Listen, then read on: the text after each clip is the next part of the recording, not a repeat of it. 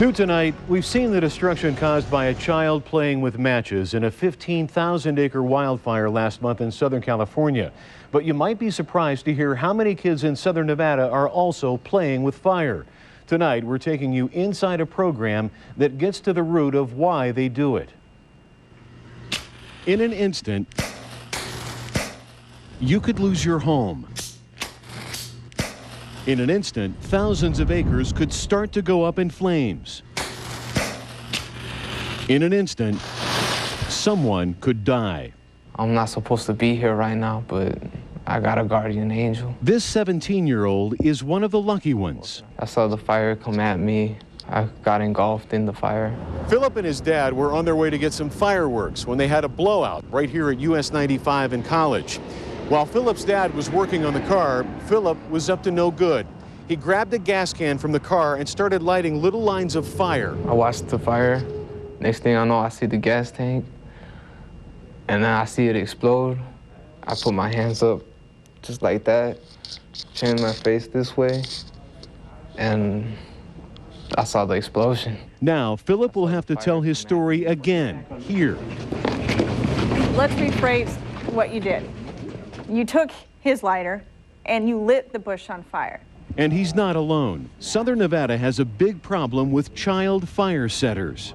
Every time you've lit in a fire, you get a rush. You remember every single time because of that rush. Don't stand there and lie to us. Every year, hundreds of kids as young as age 8 end up in the Youth Fire Setters Intervention Program. We average about 10 to 20 families a month. We could easily do 30 to 50 families a month, but our staffing limits us to that. Why so many?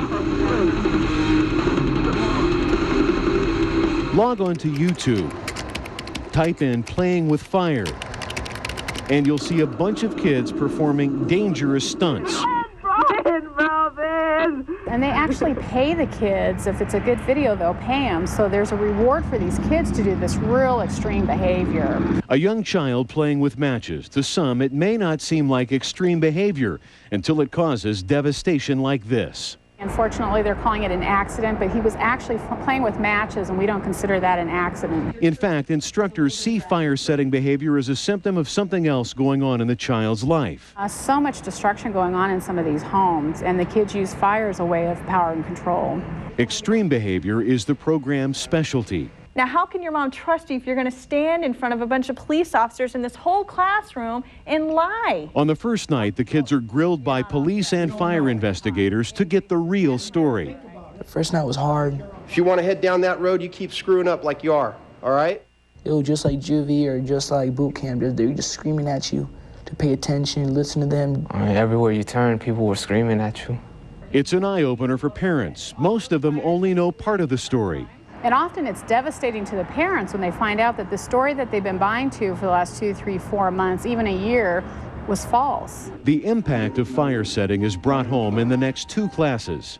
Your job is to tie your shoe. The kids tour UMC's burn unit, and Nurse Mary shows them what it would be like if their fingers were burned off. But in reality, you might not even have that thumb. The simplest things become a challenge. I got one in. A lesson Philip learned firsthand after spending time at UMC's burn unit as a patient. Then having my mom walk in while they're cleaning me.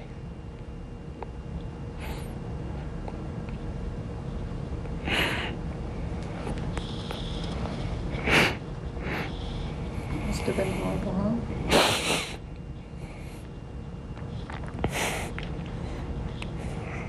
Just shaking from the pain.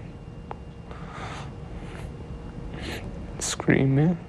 It's an experience he shared with the other kids in the class.